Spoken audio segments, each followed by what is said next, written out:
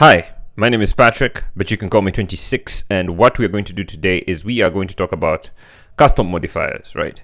Now, to see what a custom modifier is and to understand how it would work, let's create a text and give it a bunch of modifiers on it, right? So we come here, let's get rid of this padding, like so. Come here, and what you're going to do next is we're going to have a text. And the text is going to have just, it requires a string to show. So you're going to say something like hello, like so, and we have our text. Now let's give it a bunch of modifiers. Let's say here we're going to say foreground style, and this foreground style is going to be something like dot. What color do we give it? Foreground style is going to be dot white, like so, and then it's going to disappear because there's a white background. And then we're going to put padding. Padding, we're going to say let's just say padding, right? Padding, and then after that we come here and we say or let's put padding and make it vertical. Let's say dot vertical, and then horizontally you might want a bit more padding, so we come here and we say dot horizontal, like so, and then we make it 32, like so. Still not going to see anything. Then we're going to put the background. Now we can make sure we see it. We say background, like so, and for the background we're going to have a linear gradient, like so. And for the linear gradient we are going to come here and we say we want the gradient to have the particular colors. The colors, we could say it's going to be let's come here and we say we want the, okay, instead of red here we would like color dots. Let's say we want purple, and let's say pink, right? Pink. So you have the colors purple and pink. That's what it's going to look like. Start point is going to be leading, end point is going to be leading, and end point is going to be trailing, and that's done, right?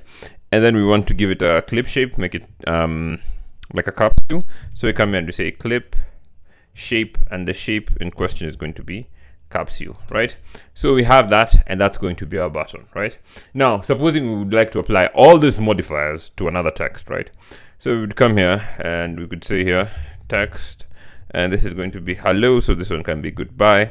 So come here and we say goodbye, like so. And what we would want to do is we would like to apply all these modifiers to this particular view, right? So we come here to this, right, and we would have hello and goodbye, right? Now you would see that we are repeating our code. We're putting it on the hello, and we're also putting it on the goodbye on the other text, right? What would be nice is if we could get a sort of modifier that we could apply to any view or any text that would make it appear in this manner, with the text or the text in the view being white and then the background being this linear gradient, right? So how would we do that? Well, we would use a view modifier, and we could just put it in the same file. We could come here and we say struct. Let's just say struct, and this one is going to be called custom modifier, like so. And this is going to be a view modifier, like so. That's the protocol, and we need a few things. We're going to say we need the body, like so, and come here, say that, and that's going to be our body. And what we want to return here is just going to be the content, and for the content we want we basically want this, right? So we come here, copy this, copy, come here, make this the particular view modifier, right? Now we have our particular view modifier.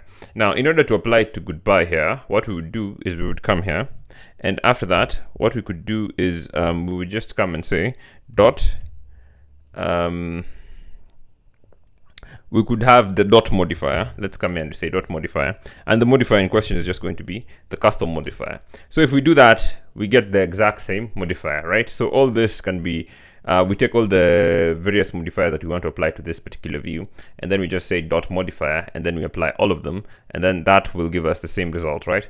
Now we could make this a bit even easier on us, right? Instead of saying dot modifier and then calling the modifier, what we could do is we could make it as an extension on the view, right? So we come here and we say extension, and this one is going to be an extension on the particular view, and what we're going to have here is going to be function, and we could call this custom modifier, like so. And what it's going to return here is it's going to return a view. So we come here and we say some view, like so. Come here, and this is just going to be modifier, like so, modifier, and the modifier in question is just going to be our custom